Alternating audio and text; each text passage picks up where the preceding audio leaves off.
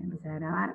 Ahora te doy la oportunidad de que te presentes, pero quería contarte como para que te quedes tranquila, que no te vas a perder la primera clase ni la primera parte que recién vimos.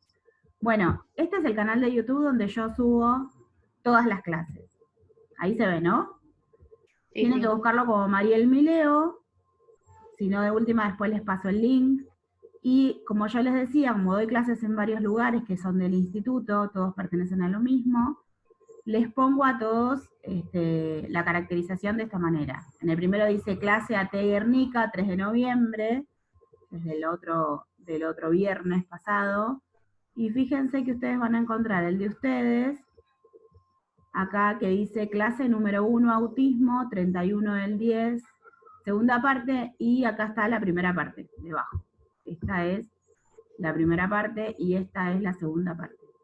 Clase número 1, AT autismo,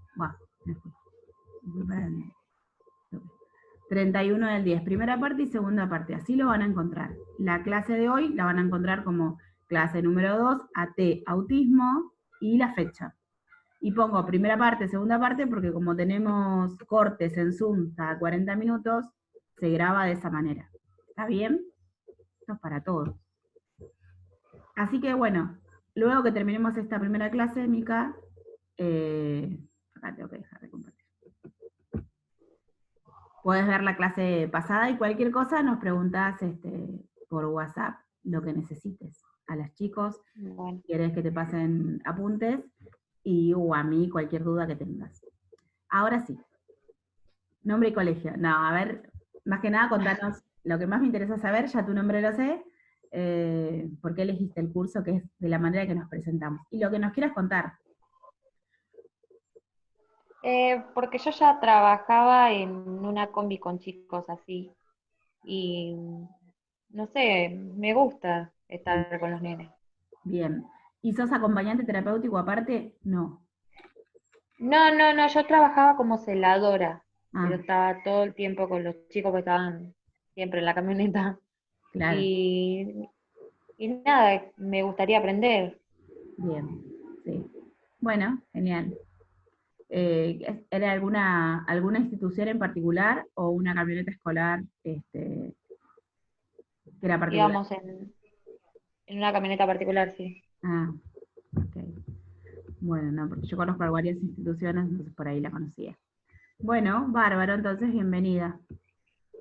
Bueno, Somos gracias. poquitos nosotros, es un curso chiquito, casi siempre los de autismo son cursos chiquitos. Somos, en total, creo que somos 8, son 8 los alumnos, 8 o 9, no sé si son 9. Pero bueno, aprendemos un montón. Más que nada, si yo les aclaro desde el principio, si ustedes quieren trabajar el día de mañana como acompañantes terapéuticos, lo ideal es que hagan el curso largo de 10 meses, digamos largo, no es tan largo tampoco, pasa rapidísimo, porque eso los va a habilitar en cuanto a horas cátedra para trabajar. Se piden unas cantidad de horas cátedra como para que los habilite a trabajar como acompañantes.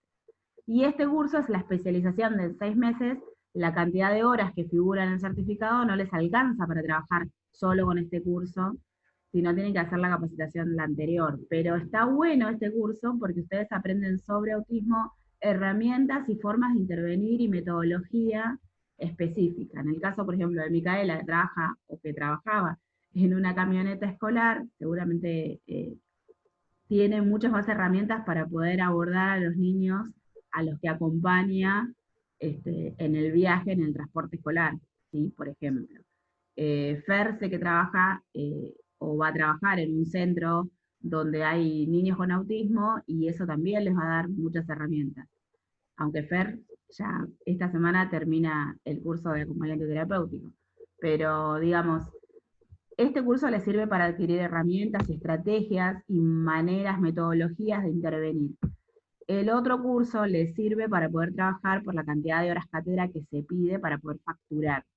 Yo soy clara desde el principio, porque no quiero que después ustedes digan, con este curso no consigo trabajo. En realidad, la cantidad de horas cátedra tiene que ser como mínimo 80 horas y este no llega a las 80 horas.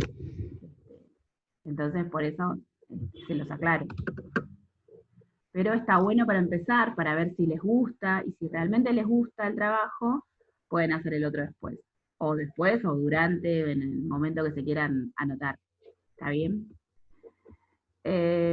Vamos a seguir entonces con lo que estábamos. Nosotros tenemos, si no te hablaron de eso, Mica, tenemos un libro, un manual que usamos en el curso, que se adquiere en el instituto, y ese es el que yo trabajo en la clase.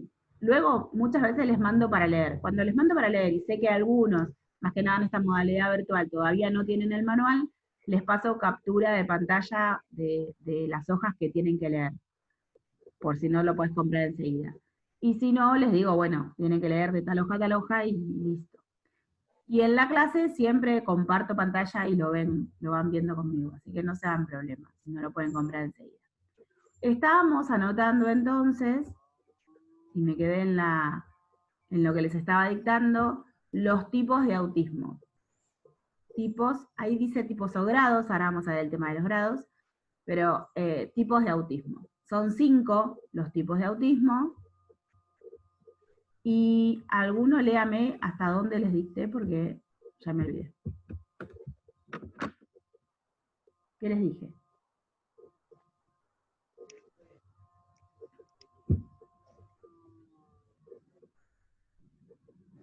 Ay, yo lo copié hasta 3 años de vida, pero no sé si lo había copiado bien, porque se me había entrecortado. Yo puse el autismo, propiamente dicho, se manifiesta y está detectado en los primeros 3 años de vida. ¿Sí, Se no? manifiesta y se detecta en los 3 primeros Ah, años de vida. Sí. ¿Hasta ahí llegamos todos? ¿Sí? sí. Creo que dije algo más. ¿No? Se cortó ahí. Ah, ok, ok, ok.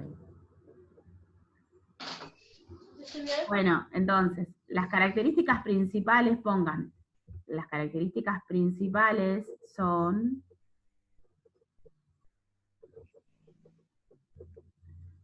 la falta de comunicación verbal,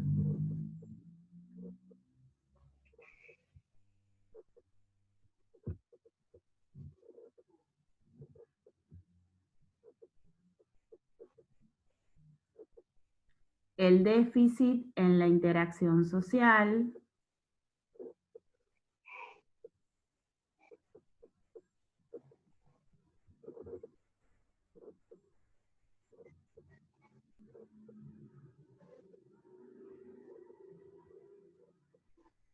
y el desinterés por el entorno.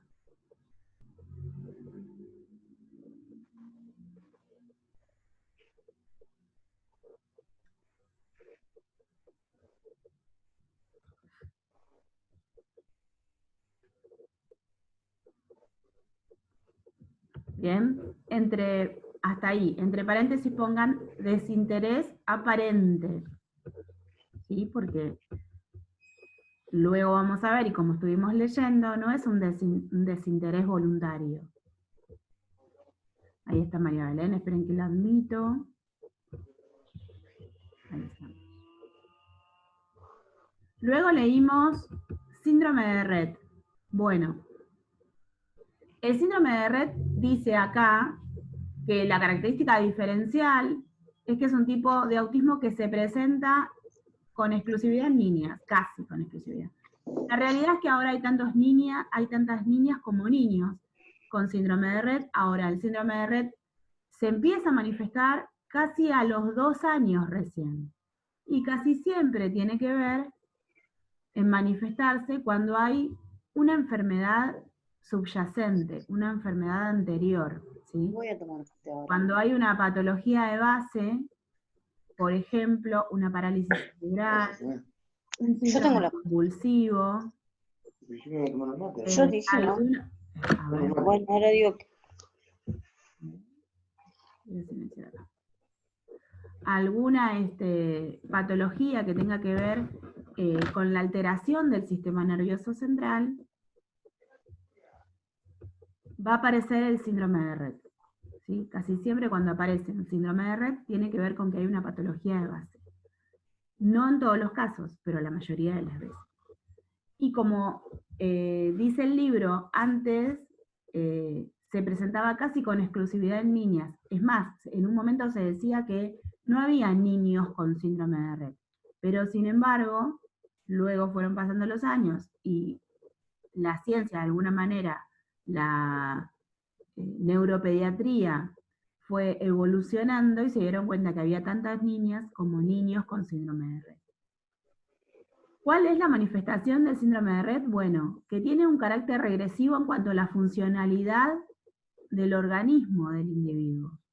Empiezan a perder, por ejemplo, el tono muscular, como dice acá, empiezan a tener hipotonía, esto es la fuerza en los músculos, empieza a manifestarse como una flacidez en todo el cuerpo que no le permite mantenerse erguido, ni siquiera sentado. Empiezan primero a perder la motricidad fina. La motricidad fina es los movimientos pequeños, esto que yo puedo agarrar cosas chiquitas con las manos.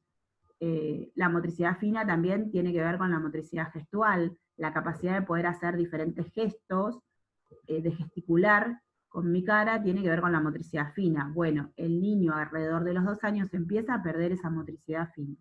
Luego va a perder la motricidad gruesa.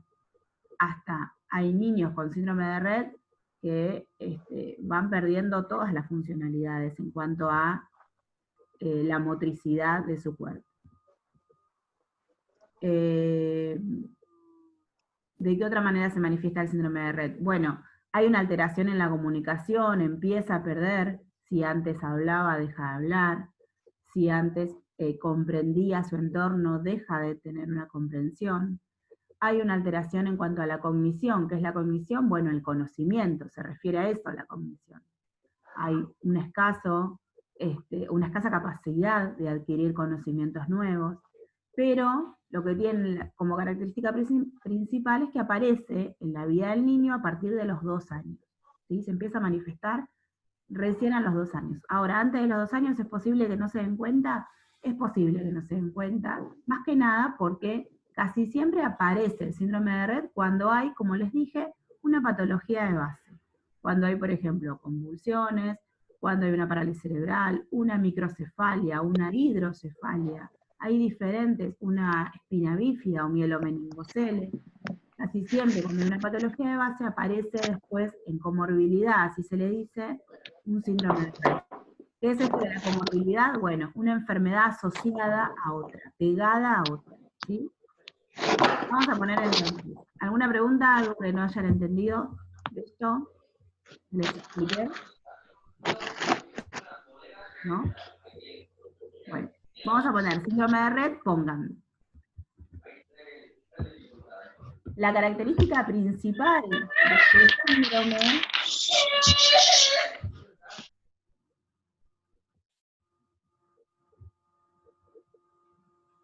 es que aparece alrededor de los 2 años. Perdón, profe, ¿cómo empezaba? La característica principal de este síndrome es que aparece alrededor de los 2 años.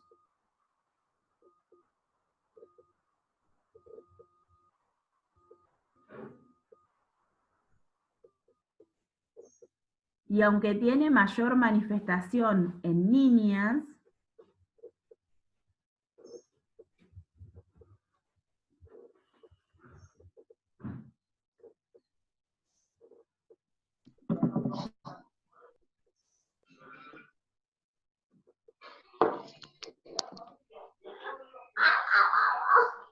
también hay muchos casos de niños que lo poseen.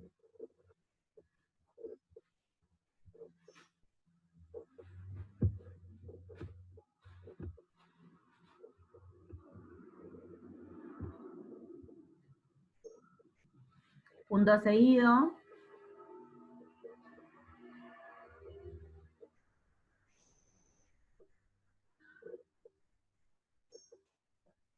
La alteración es de carácter degenerativo y progresivo.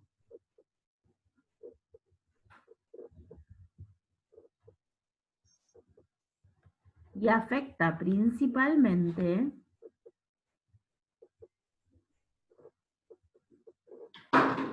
Perdón, ¿es de carácter?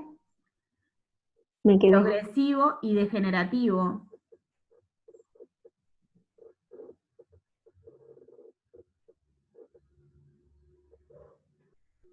Gracias. No, por favor. Y afecta principalmente el desarrollo psicomotor.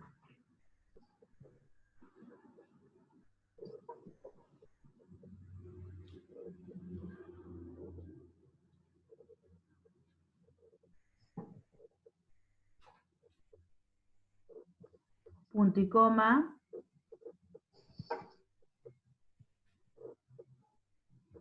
También se ven alteradas las áreas del conocimiento,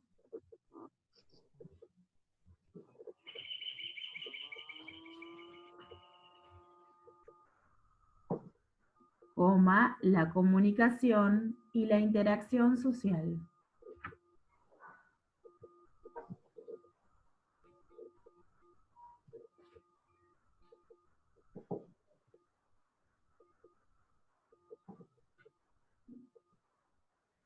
¿Bien?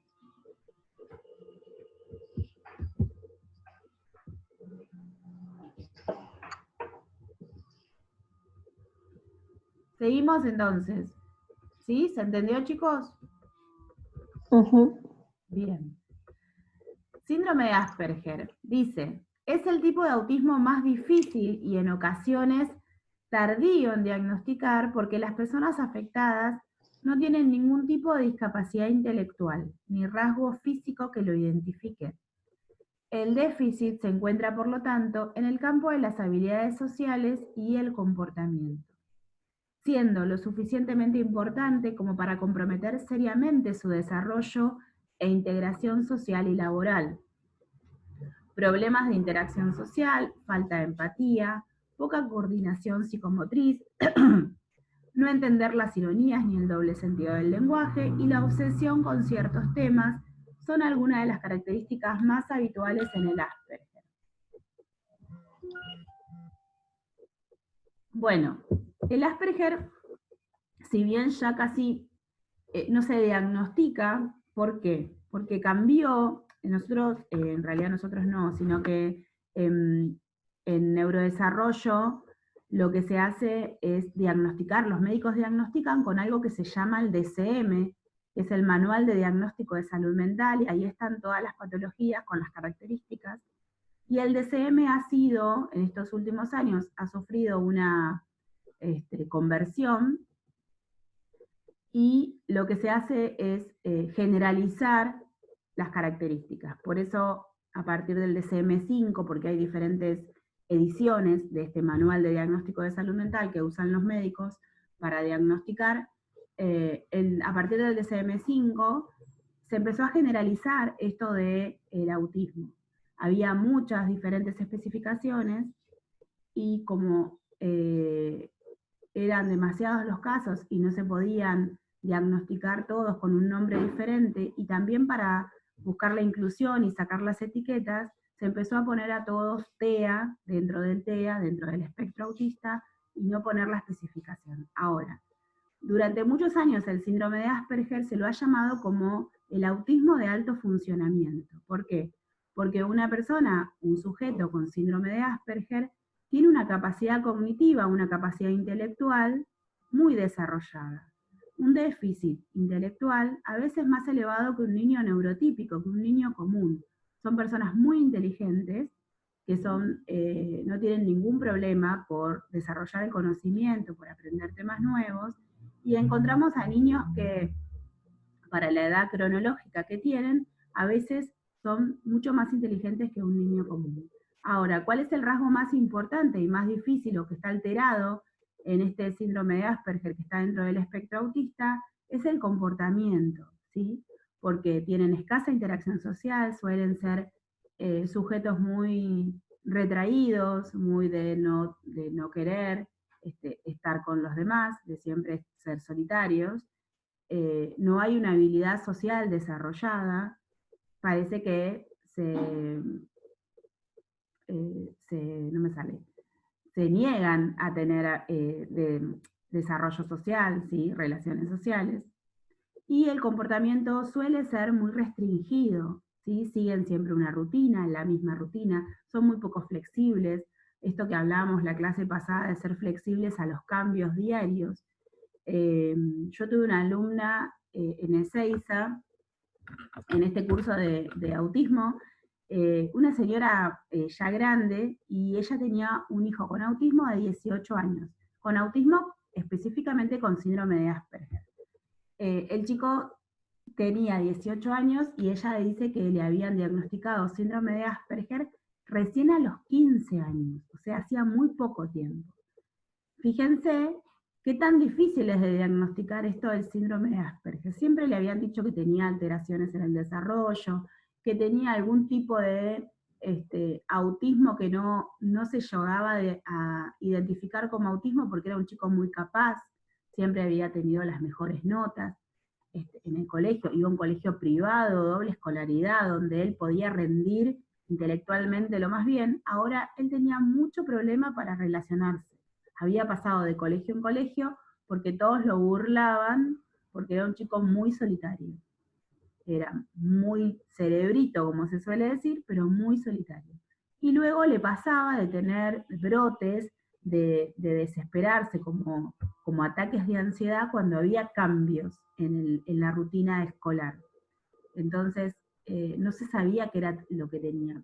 Hasta lo habían diagnosticado en algún momento como un psicótico, como un tipo de psicosis que tenía el chico, y no llegaban al diagnóstico esencial, que fue a los 15 años recién con síndrome de Asperger. Entonces, el poder entender qué le pasa a una persona con síndrome de Asperger es también poder relacionarse de otra manera con esa persona. Porque entonces, si yo sé que no tiene que ver con la voluntad de que no quiere relacionarse con los demás, con la voluntad de que es rígido y terco y no quiere soportar ningún tipo de cambios, no tiene que ver con la voluntad, sino tiene que ver con la falta de desarrollo en la capacidad de esas habilidades, ¿sí? Tiene que ver con lo que vimos la clase pasada, un trastorno en el desarrollo neuronal, ¿sí? Hay algo en el desarrollo neuronal de ese individuo que no sucede, y por eso tiene esa escasa capacidad de poder adaptarse a los cambios, ¿sí? Esa poca flexibilidad. Entonces, el síndrome de Asperger es difícil de diagnosticar, aunque nosotros no nos toca diagnosticar. Sí podemos entender que las personas con síndrome de Asperger suelen ser personas muy inteligentes, y por eso es que el entorno le es difícil entender por qué no se adaptan a los cambios, por qué son tan rígidos en sus comportamientos, por qué siempre usan la misma ropa, por qué siempre quieren comer las mismas cosas, por qué siempre tienen una rutina para hacer sus actividades y no les gustan las sorpresas. Esta mamá nos contaba, creo que les dije la semana pasada, les conté, que ella no podía levantarse un día y decirle, fulanito, vamos al cine hoy, porque él ya tenía su día organizado. Y si ella le decía, saqué entradas para el cine, él hasta por ahí se ponía muy de mal humor, y ya no lloraba ni pataleaba porque era un chico grande, pero se ponía de muy mal humor y ya le cambiaba todo el día y se encerraba en su habitación, y ella lo estaba invitando al cine, que cualquier adolescente, y hasta por ahí en una película que él estaba esperando ver. Sin embargo, ella decía, yo no me puedo levantar un día y decirle tal cosa, le tengo que preguntar, ¿te parece que saque entradas para tal día? Entonces, él evalúa y lo pone en su organigrama de ese día, y para ese día tengo que conseguir entradas, porque también si después le digo, no conseguí entradas, es un tema, ¿sí? Por ahí ahora que está un poco más grande, bueno, entiende que no había entradas, que no había entradas para ese horario que él esperaba, pero hay que cambiarlas, pero siempre tengo que anticiparme a las actividades que vamos a hacer. Yo no puedo llegar un día y decirle, nos invitaron a cenar a la casa de fulanito porque él no va. No voy, no tengo ganas, yo tengo otras cosas para hacer. Hoy comemos ravioles los jueves a la noche. Él tenía, y tiene, porque todavía sé, de ellos tengo relación con la mamá, él tiene toda una rutina preparada, hecha, armada, y que la madre se ha ido adaptando a él, así que hasta él tiene todos los días qué es lo que come, por ejemplo. El síndrome de Asperger, como les dije, suelen tener una capacidad intelectual muy elevada, pero ante ciertos cambios suelen ser muy rígidos y no hay manera de salir de esa rigidez, ¿sí? Hay algunas cosas que se logran, pero no todo. Después dice falta de empatía. Bueno, quizás se traduce esto de no poder comprender lo que le pasa al otro, ¿sí? Esto de la teoría de la mente. No sé si escucharon alguna vez qué es la teoría de la mente. Lo vamos a ver en las clases siguientes, pero tiene que ver con el saber qué es lo que el otro siente o piensa solamente con verlo. No sé, yo puedo ver la cara de alguien, entrar un día al aula y ver el semblante de alguien y decir, vos no estás bien hoy. ¿Sí? Esto tiene que ver con la capacidad de la teoría de la mente, de saber qué es lo que le está pasando al otro con solo su expresión corporal, ese lenguaje que podemos leer de los gestos y demás. Ellos no tienen esa comprensión desarrollada de la teoría de la mente, ¿sí? Se me va a terminar el tiempo, así que les aviso, más que nada, que hacemos como recién. Esperamos 5 minutos y volvemos a empezar. ¿Está bien? ¿Algo que me quieran preguntar de esto que estuve explicando del síndrome de Asperger? ¿No? Bueno. Gabriel, estás muy callado. A las demás las escuché siempre algo, pero Gabriel no te escucho nunca.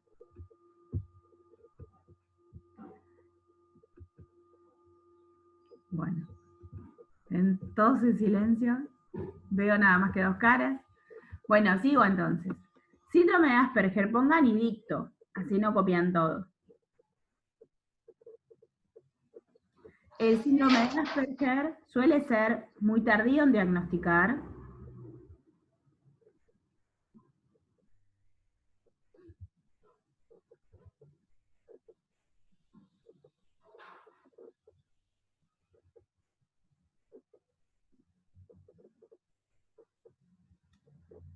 Ya que se manifiesta con una capacidad intelectual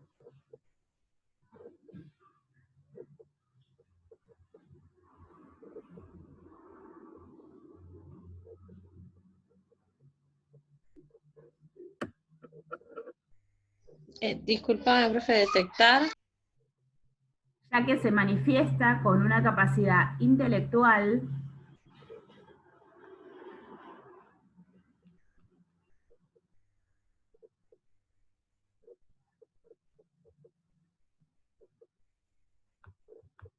favorable y a veces hasta más elevada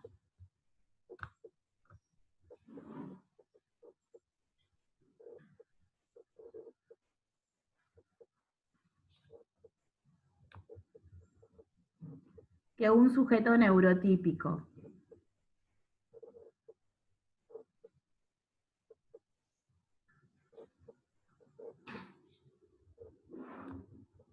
Punto seguido.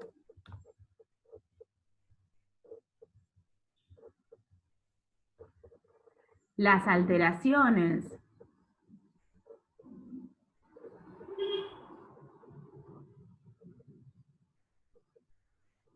y déficit que se manifiestan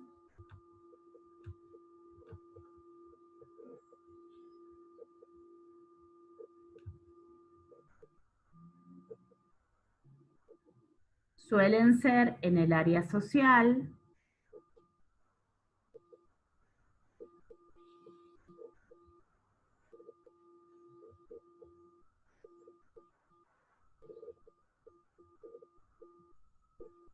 en la psicomotricidad,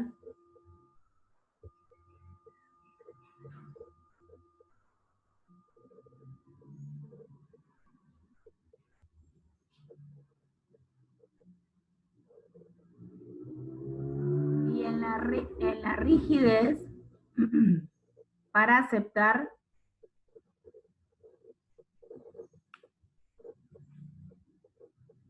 los cambios de rutinas.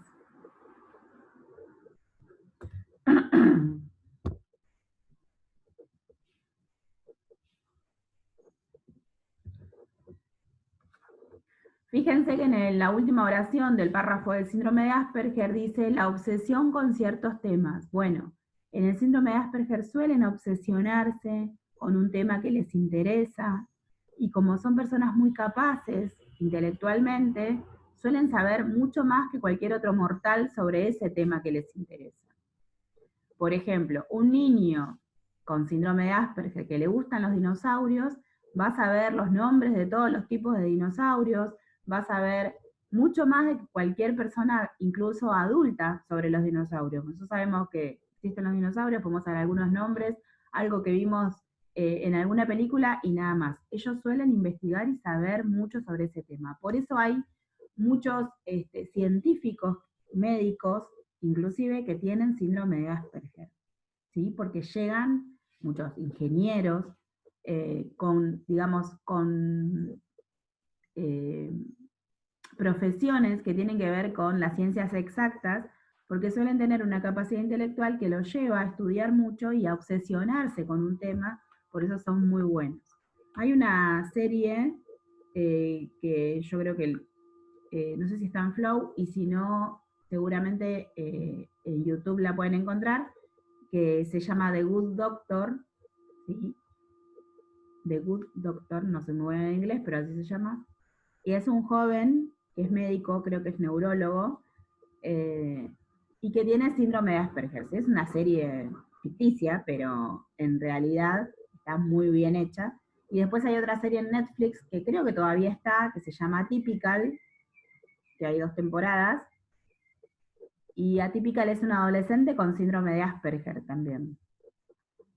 Y está muy bueno caracterizado, muy bien caracterizado, el síndrome de Asperger, porque se manifiesta en la obsesión de un tema en particular de este adolescente, en la falta de poder hacer interacción con los demás. Digamos que hay, más allá de que después hay otras historias de la misma serie alrededor, porque no deja de ser una historia ficticia, está muy bien caracterizado el síndrome de Asperger. Así que si quieren verla, la pueden ver. No es obligatorio, pero se las recomiendo. Bien, para poder entender más que nada algunas cuestiones. Luego sigo. ¿Alguna pregunta hasta acá? ¿No? Bueno. Trastorno desintegrado infantil o síndrome de Heller. Leo primero, luego les dicto. Como les dije, lo podemos encontrar así, como también trastorno desintegrativo de la infancia. Es el otro nombre que suele tener. Dice, suele aparecer sobre los 2 años, aunque en ocasiones no se hace evidente hasta pasados los 10. Coincide con los otros tipos de autismo en afectar a las mismas áreas, lenguaje, función social y motricidad, pero se diferencia en su carácter regresivo y repentino hasta el punto de que en ocasiones el mismo niño se da cuenta del problema mostrando su preocupación a los padres. Quizás es el trastorno más difícil y más triste de vivir para una familia. ¿Por qué? Porque casi siempre aparece entre los 8 y los 10 años. ¿Sí? Más allá de que puede aparecer sobre los 2 años, casi siempre aparece mucho más adelante. Imagínense, para una familia, tener un hijo común, como se llama normal, como se suele llamar, un hijo común, neurotípico, hasta los 10 años, hasta inclusive 8 o 10 años, un niño con ningún tipo de problema, escolarizado ya a esa edad, y casi de un día para el otro, porque el carácter regresivo que tiene es repentino, como dice acá, a veces de una semana a la otra pierde todo tipo de funcionalidad. Conocí un caso de una nena que iba a una escuela privada con 10 años y se empezó a manifestar el trastorno desintegrativo infantil y ella en 15 días quedó sin hablar y en silla de ruedas. Muy difícil para la familia.